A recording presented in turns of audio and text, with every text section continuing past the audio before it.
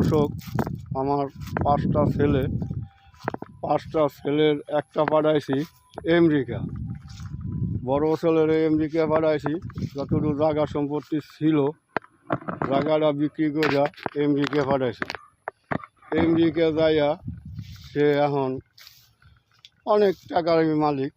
পরে মাঝ ছেলেটা সেইটারে পাঠাইছি মালয়েশিয়া। সে মালয়েশিয়া যাইয়া এখন কয় আমি কেউ চিনি না, আমার কোনো মা বাপ নাই। গেল। এরপর 3 নম্বরটা পাঠাইলাম সৌদি পাঠাইছি।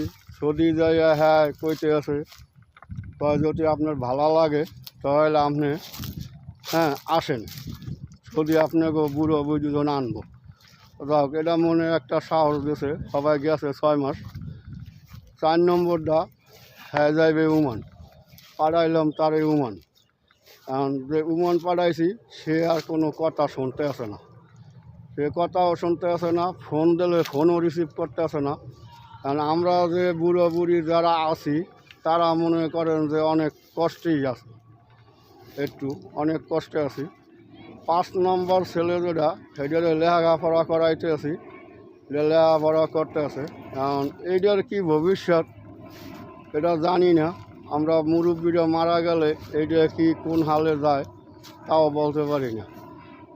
একজন এক ধান্দায় আছে, আমরা মুরব্বীরা কত কষ্টে আছি।